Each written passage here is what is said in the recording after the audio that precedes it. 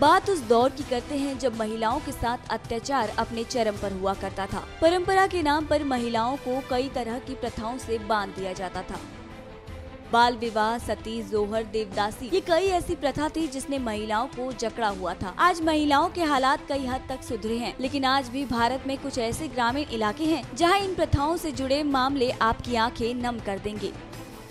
जी हाँ, आज जहाँ महिलाएं अपने भविष्य को बेहतर बनाने के लिए हर संभव कोशिश कर रही हैं, वहीं कुछ माता पिता बचपन से ही अपने बेटी का पालन पोषण ये सोचकर करते हैं कि भविष्य में उसे बेचना है।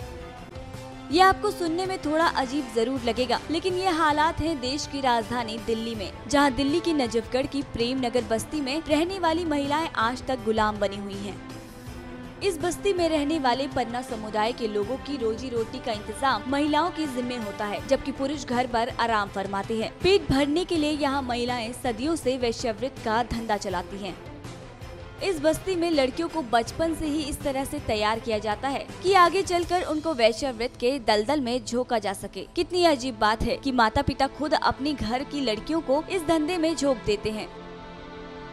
यहाँ लड़कियों को पढ़ाया नहीं जाता, बल्कि उनके सपनों को बचपन से ही रौंद दिया जाता है। यहाँ लोगों को बेटियों की शादी की कोई चिंता नहीं होती, क्योंकि शादी करने पर लड़के वाले इनको अच्छा दाम भी देते हैं, यानी लाख, 2 लाख और 5 लाख जितने में भी सौदा पटे लड़की शादी के नाम पर इसी समुदाय में बेच दी जाती है। शादी के बाद वो लड़की घर भी संभालती है और सबका पालन पोषण भी करती है। इतना ही नहीं, बल्कि ससुराल वाले खुद अपनी ही बहू के लिए ग्राहक तलाश करते हैं, लेकिन उनमें से इस अजीबोगरीब रिवाज के खिलाफ कोई विरोध करने की हिम्मत नहीं करता, क्योंकि ऐसे करने पर उसे जान से मार दिया जाता है। ऐसे में ना चाहकर भी महिलाएं अपने आप का गला रोज रौंदती हैं, लेकिन फिर भी उम्मीद जताती हैं कि यहाँ भी एक दिन विकास का सूरज अपनी रोशनी से सबको रोशन करेगा। NMF न्यूज की रिपोर्ट।